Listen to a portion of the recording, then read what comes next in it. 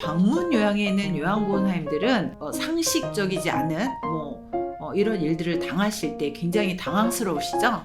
요양보호사랑 둘이 있는데 막 욕을 하시는 거예요. 그래서 요양보호사 왜 어르신 저한테 욕하세요 하니까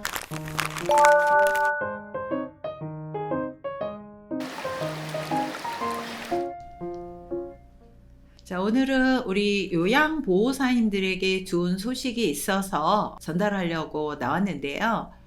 우리 요양보호사님들은 날개 없는 천사라고도 할 수 있습니다.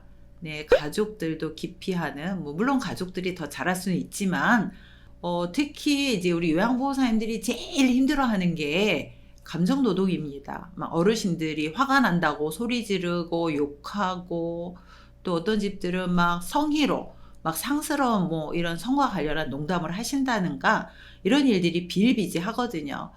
그래서 저희 요양보호사님들이 이거와 관련해서 대책이 없는 게 굉장히 당황스러우시죠? 이럴 때 국가가 이런 것들을 대처할 수 있도록 특별한 지원을 합니다. 여러분 궁금하시죠? 네, 이게 뭐냐면요.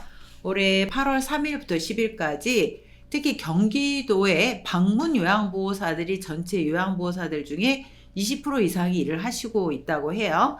그래서 경기도 내에 80개 그 방문 요양 기관을 선정을 해서 기관당 노근기를 최대 5개까지 지급을 합니다. 이제 선정이 되면 9월 중에 지급을 할 건데요. 요양보호사 신분증인데 여기에 노근기가 장착이 되어 있습니다. 그래서 어르신이 욕을 하거나 소리를 지르거나 성희롱을 하거나 이런 게 이제 다 녹음이 된다는 얘기죠.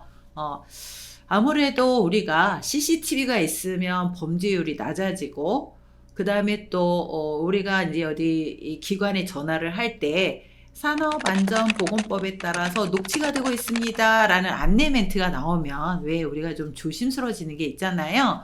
네, 이런 것들과 마찬가지로 요양보호사들에게 안전한 돌봄을 제공하기 위해서 녹음 장비를 보급하는 이런 일들을 이제 국가가 시행을 하는데요.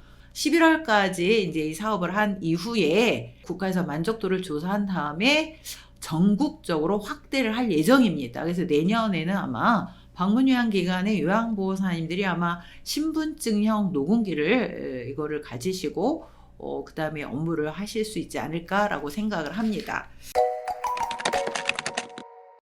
그래서 사실 방문 요양에 있는 요양보호사님들은 집이라고 하는 굉장히 제한된 공간에 여기서 어르신들이나 보호자나 이런 분들하고 이제 일을 하시게 되는데, 아무래도 굉장히 사적인 공간이다 보니까 상식적이지 않은 이런 일들을 당하실 때 굉장히 당황스러우시죠?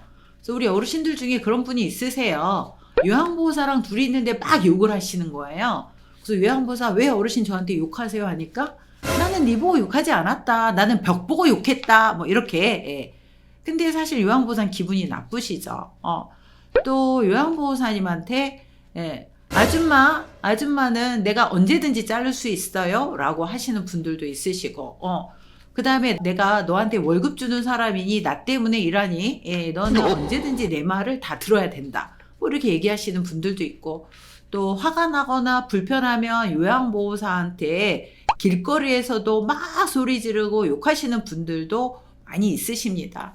그래서 이런 부분들에 대해서 요양보호사가 보호자님들한테 이렇게 고충을 말씀하시면 돈 버는 게 그렇게 쉬운가요? 라고 얘기를 한다든가, 그거는 일상이에요. 저는 그보다 더 힘든 일을 당해요. 라고 얘기하는 분들도 있어서 요양보호사님들이 굉장히 힘든 상황입니다. 그래서 어쨌든 복지부가, 정부가 이런 특단의 이런 정책을 통해서 우리 요양보호사님들을 보호하고, 내년도에는 아마 모든 요양보호사님들이 이런 것들을 갖고 다니시면서 녹음을 하실 수 있다 그러면 어르신이나 보호자가 조금은 조심을 하시겠죠. 그래서 이런 것들이 개선이 돼야 좋은 분들이 장교양기관에서 앞으로도 계속 종사자로서 일을 하시고, 이런 날개 없는 천사님들이 계속 많아지시겠죠. 그래서 앞으로 이런 요양 현장에서 우리 요양보호사들에 대한 이런 것들을 예방하기 위해서는 일단 보호자님들하고 수급자의 인식이 되게 중요합니다. 그래서 이분들이 정말 우리를 도와주는구나라는 생각으로 이분들을 귀하게 여겨주시는 이런 마음이 중요하고요. 또 요양보호사님들은 이런 일을 당하셨을 때 그냥 참아야 된다, 이런 일이 힘들다라고 생각하시지 말고 기관의 센터장이나 사회복지사님들한테 보고를 하셔서 기관의 도움을 받으시기를 바라고요. 그러려면 보고를 잘 하셔야 되겠죠.